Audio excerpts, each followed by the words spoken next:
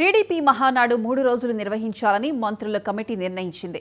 మహానాడు నిర్వహణపై లోకేష్ నేతృత్వంలోని మంత్రుల కమిటీ అమరావతిలో సమావేశమైంది. కడపలో మే 27, 28 తేదీలో ప్రతినిధుల సభ, 29న బహిరంగ సభ నిర్వహణ ఉంటుందని సమావేశం నిర్ణయించింది.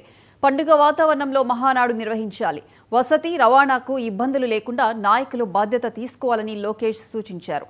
తొలి రోజు జరిగే సభలో విధి విధానాలు, సిద్ధాంతాలు, కార్యాచరణపై చర్చలుంటాయని మంత్రి నారా లోకేష్ తెలిపారు.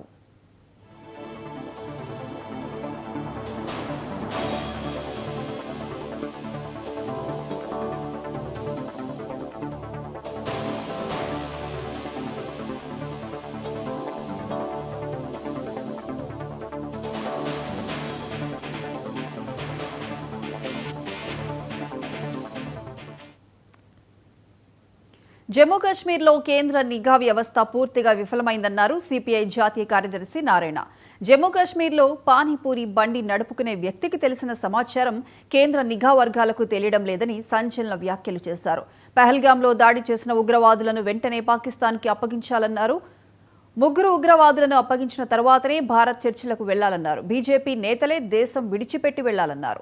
ఉగ్రవాదులను అంతం చేసేంత వరకు నిద్రపోకూడదని పేర్కొన్నారు. నక్సలైట్లను చంపేస్తానని అమిత్ షా చెప్పడం సరైన పద్ధతి కాదన్నారు. అరాచకాలను సృష్టించే ఉగ్రవాదులతో కేంద్రం మాట్లాడేటప్పుడు నక్సలైట్లతో ఎందుకు మాట్లాడకూడదని ప్రశ్నించారు. కేంద్ర హోంమంత్రి అమిత్ షా వెంటనే నక్సలైట్లను చర్చలకు పిలవాలని డిమాండ్ చేశారు.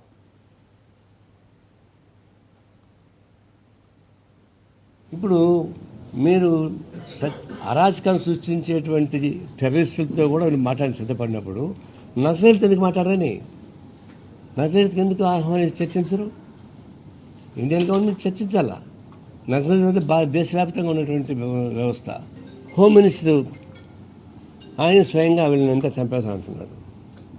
చంపడం శారీరకంగా చంపొచ్చేమో కానీ, ఎందుకంటే నువ్వు హోమ్ మినిస్టర్గా ఉన్నటువంటి అమిత్ షా ఆయన శిక్ష తప్పించుకోవడానికి జస్టిస్ లోయాతో సహా 12 మంది చంపించినవాడు ఆయన మన ప్రైమ్ మినిస్టర్, హోమ్ మినిస్టర్. ఆ విధంగా నక్సలైట్ చంపించాలని చూస్తున్నాడు.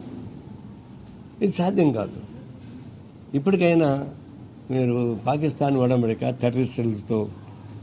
టెర్రరిస్టులను ప్రోత్సహిస్తున్న పాకిస్తాన్తో మాట్లాడడానికి సిద్ధపడిన తర్వాత, సీజ్ ఫైర్ అంగీకరించిన తర్వాత నక్సలైట్తో మాట్లాడడానికి అభ్యంతరం ఉండాల్సిన పని లేదు. ఇప్పుడు మీరు అరాచకాన్ని సృష్టించేటువంటి